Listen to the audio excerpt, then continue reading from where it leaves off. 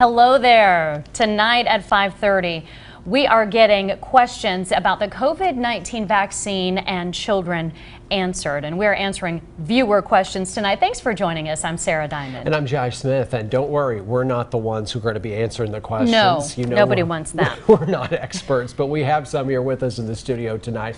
We are very happy to have with us three local pediatricians who have been working with families for over a year now to deal with the questions of COVID-19. I'll introduce them from left to right. This is Dr. Joseph Lee, a pediatrician with the Holston Medical Group, Dr. Michelle Estes, a pediatrician with BALLAD Health Medical Associates, and Dr. Thomas Gill, a pediatrician with State of Franklin Healthcare Associates. Thanks to the three of you. We appreciate it. We've got a half an hour to go, and we've got some questions to ask. Yes, and we want to make it known to you at home. Everyone here is vaccinated, and that allows us to be this close together. Probably for the first time in a very long time. It's quite nice. Yeah, it's something. Yeah. Okay, so let's just start right into it. Likely the first question any parent is going to ask, is the COVID-19 vaccine safe for my child? And Dr. Lee, since you are closest to me, I'm gonna go to you first. Yes, I think it's very safe. It has been now given in over 200 million adults, and now in the 2,000 plus kids in the trials, and has very good evidence of safety. You know, I think a lot of parents are very concerned because they're hearing about potential side effects that grown-ups have been having in some cases. And I'll ask this to you, Dr. Estes. Is there any data that's documenting side effects of the COVID-19 vaccine among the children who are now eligible? That would be the 12 and up. Right. I think the biggest side effects right now are what we generally see with vaccines. So, which for the COVID vaccines tends to be less for the first vaccine than for the second vaccine. But typically, you know, muscle aches, soreness at the injection site, some fatigue, headache, fever can happen, those kind of things. I will say my son wanted me to announce he's 12 and he got the COVID vaccine. He's a long distance runner, and so he did feel fatigued after even his first vaccine for 3 or 4 days, but he's been fine ever since. So what you're saying is that the stuff that grown-ups are, there's nothing new that you're seeing appear in the pediatric population that's not necessarily also happening for adults in the side effects? That's correct. Okay, Dr. Gill, you're going, if you haven't already gotten any questions from parents, what do we as parents do when our children have gotten the vaccine and maybe they're experiencing some of these side effects? What can we do? Well, you just, first of all, you're not supposed to give medicines before the vaccine because most patients aren't going to have any side effects.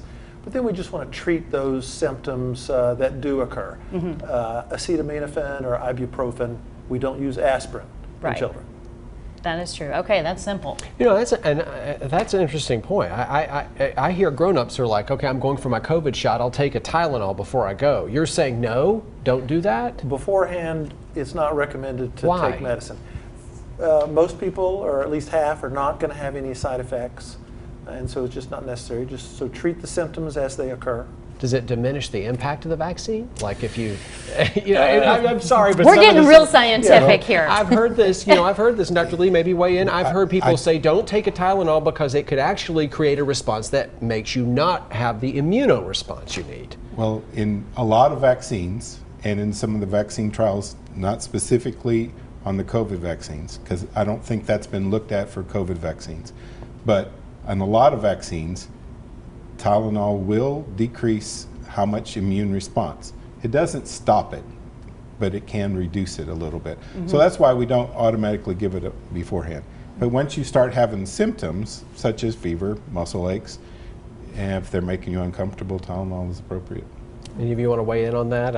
I know we kind of, or did we cover it, just don't take one beforehand? Yes, preferably. Okay, what about, is the regimen the same for children as it is for adults as far as the dosing, the shots go? Yes, 2 doses, 3 weeks apart. Okay. And it's the Pfizer only. We should mention Yes. that, right? At this point, only Pfizer has been approved for the 12 to 17. And I wonder, you know, I've been curious about that. Like what the other one, you got Moderna, you have Johnson & Johnson. Why haven't they been approved? And I mean, I think, you know, that's probably way, way, way above where we all need to be one, but why can't they be for 12 to 15-year-olds? They will, most likely. Pfizer just has completed their data and submitted it to the FDA. and had the time that they've had to have evaluate that. And Moderna has been doing the trials also. So they did the 12 to 17-year-old. Moderna has that trial has been in process. Johnson & Johnson also. Actually, I'm involved with one that's on Novavax. They're still enrolling on that.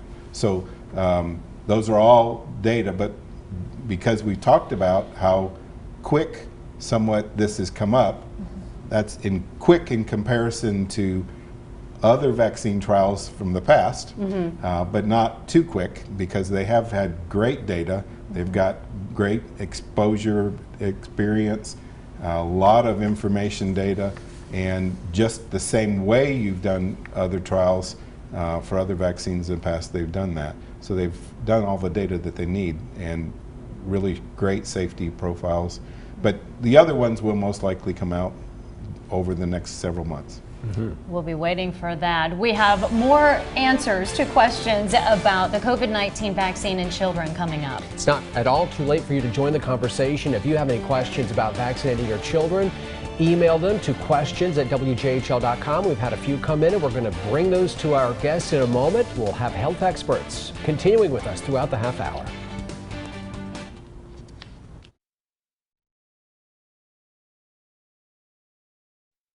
Doing school online and not being able to go hang out with my friends all the time is it's just been crazy.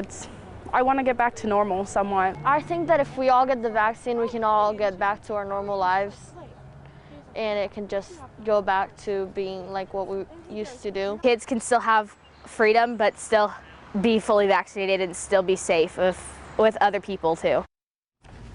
Welcome back to a special town hall edition of News Channel 11 at 5:30. And it's great to have with us local health experts here in the studio who are taking questions about kids and teens and the COVID-19 vaccine. And a lot of questions are asking, a lot of parents are asking questions about safety regarding the vaccine. I think a lot of questions, though, maybe go even deeper for those who've had the virus before, right? That is true. And we're going to just start posing some questions. Again, Dr. Estes, let's start with you this time. There's a question from a viewer saying, if my child has had COVID, is a vaccine needed? Yes, we do think the vaccine's needed. We know that COVID can produce an immune result, but we think the vaccine produces a longer sustained and more significant immune response for longer protection.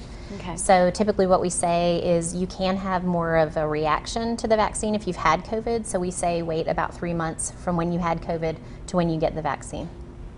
That was going to be my next question. Yeah, and can, you know, I know antibodies are something they're testing with parents, and if you have antibody presence, is that something that, you know, you would want to know about your child if they've had COVID, whether they do have antibodies present, or would you check for that? We don't typically routinely. Sometimes if we're drawing blood and the parent really wants to know, we'll draw that. Sure. But Fascinating. And I think for a lot of parents, this is kind of where they are. A question from a viewer that was sent in on my Facebook page has to do with masks. And so I'll pose this question to you, Dr. Gill, is, you know, masking in children. And if they've had COVID or if they've had the COVID vaccine, what are you telling parents right now regarding masks and whether or not it's good for them to do it? Well, the CDC has now said, just last week, I think, that if you have had the vaccine and you're fully vaccinated, 2 weeks after that second dose, you no longer need to wear a mask in most places. Okay, if you're at school, they still want you to wear a mask, you know, for the rest of this school year. They haven't decided what they're going to do come the fall. But having the vaccine really frees you up to return to a more normal lifestyle. Which is what we heard some of those students say. That's right. That's the driving motivator for a lot of them. We just want to be normal again and have that normal life. Dr. Lee, since we're talking about the vaccine and kids who are needing it, are there any teens or children that should not get the vaccine? Well, at this point, the only contraindication is if you're allergic to the vaccine. Okay. So, or components of the vaccine, and basically that's not even in most of the other vaccines. So basically, unless you had a reaction to the first one, then you wouldn't, an allergic reaction, then you wouldn't want to get the second one. But otherwise, there's not much contraindication from that standpoint. The other things that people worry about is if they have low immunity or conditions such as that, would that prevent them from getting the vaccine? And mostly not. I mean, there are some other contraindications to any injection if you have a bleeding disorder or things, that kind of condition. But generally, you might not respond as well if you have a low immunity situation, but it's not a contraindication to receiving it. Okay. Dr. Estes, a lot of kids are going for those well checks where they're having to get some other vaccines. Can you get the COVID vaccine and other vaccines at the same time, or do you recommend against that? You actually can, and that's a new recommendation by the CDC. They were saying that and not because they thought there was an issue, but it just hadn't been tested, that you couldn't get any other vaccine within 2 weeks of getting a COVID vaccine. But now they're saying you can get a COVID vaccine and other vaccines at the same time. As a parent, that would save a lot of time. Oh, yeah. Yes. That's For sure, especially as we're coming out at a time when a lot of parents were not going for those well checks, unfortunately, and they needed to. Okay, we do have more questions to get answered about COVID-19, children, and the vaccine. We will come back in a minute, but hey, it's not too late to be a part of this. If you have questions about vaccinating your children, the vaccine itself, email your question to questions@wjhl.com, and we'll try to get them answered by these health experts during this half hour. We'll be right back.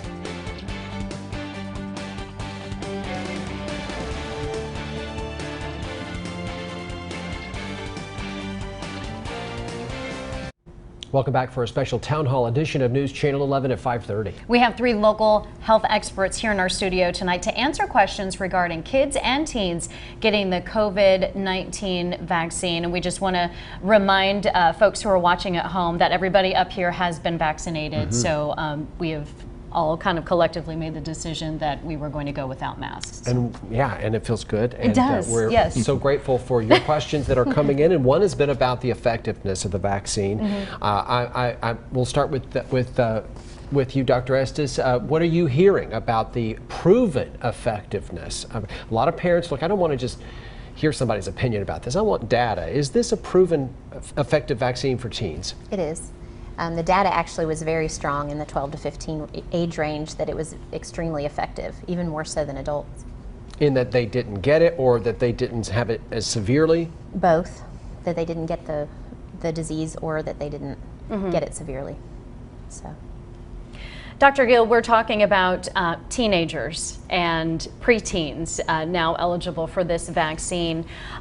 Some will be opinionated, saying, you know, I don't know if I want to get it. I'm not sure if I want to get it. How do we talk with our adolescent and our teen if they maybe have some concerns about it, or they just say, I don't want that thing? How do we talk to them?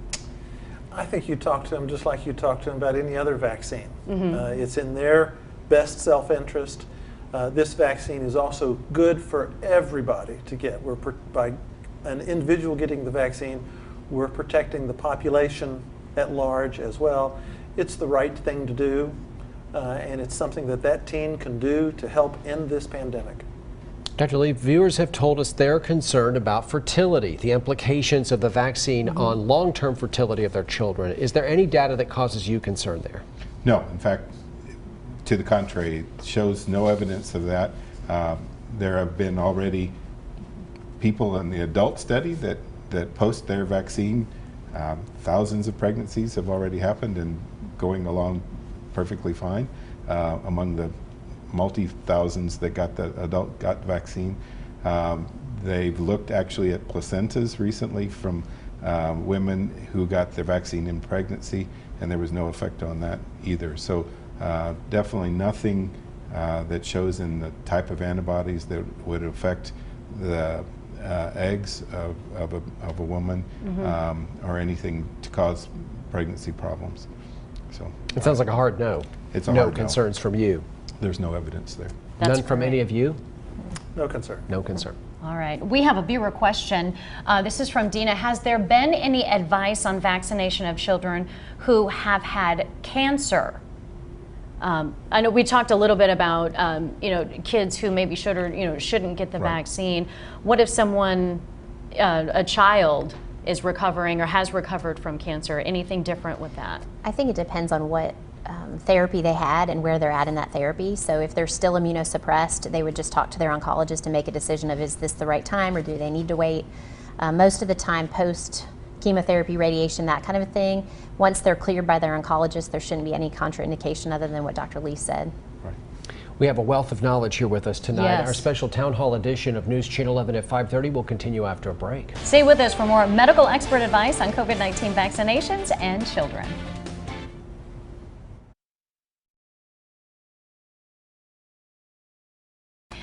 Welcome back to a special town hall edition of News Channel 11 at 5:30. We're so lucky tonight to have these local health experts here in the studio with us. 3 pediatricians answering your questions about the COVID-19 vaccine. A viewer question coming in from Alan right now. Yes, Alan asks, how long is the COVID-19 vaccine good for? He asks, will I have to get vaccinated every year? Will it be the same for children? Or do we even know the answer to that question yet?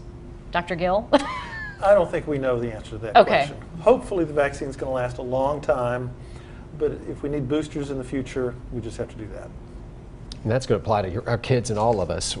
We'll be finding out in the weeks to come. It's just not known at this time. Yeah. Dr. Lee, I think a lot of parents are wondering, I know I have to get certain vaccinations or certain shots for my kids to go to school. What are you hearing in terms of mandatory status for this and children attending school in the fall? Haven't heard of any talk of making it mandatory at this point. I think that it gives some benefit of not being quarantined and those kind of things, but not as a mandatory requirement. Some colleges have made it a requirement for new entry for the fall year semester, but I don't think in local high schools or elementary schools. As we're kind of wrapping up this half hour, which went very quickly, by the way, with a lot of good information, what would you recommend to parents out there who are watching this? Just kind of a bottom line, something to say to parents to maybe put their minds at ease, and even the maybe preteens and teens that are watching. I mean, I think my bottom line would be the vaccine's safe and it's effective. My 3 teenagers have been vaccinated. And if you have questions, don't believe everything you read on Facebook. If you have questions, ask your pediatrician, ask somebody who knows. You, Dr. Gill? Yeah, another big benefit is that if a person has been vaccinated and then is exposed to COVID, they don't have to quarantine. So they're not going to be off the ball team. They don't have to miss 10 days of school. And so get the vaccine. They don't have to come home from summer camp, which is, I think, for a lot of families, going to be the reality coming up in just a few days and weeks ahead. That is true. We appreciate you all very, very much. Thank you. This is Dr. Thomas Gill of State of Franklin Healthcare Associates, Dr. Michelle ESTES with BALLAD Health Medical Associates, and Dr. Joseph Lee with Holston Medical Group. Thanks you very much. We appreciate it. Thank you. And thank you for choosing News Channel 11 at 5:30. I'm Sarah Diamond. I'm Josh Smith. And unfortunately, our experts have to leave. I know. But we have a weather expert coming in next. Chief Meteorologist Mark Reynolds has the Storm Team forecast, and we'll bring you the top news of the day next on the News at 6.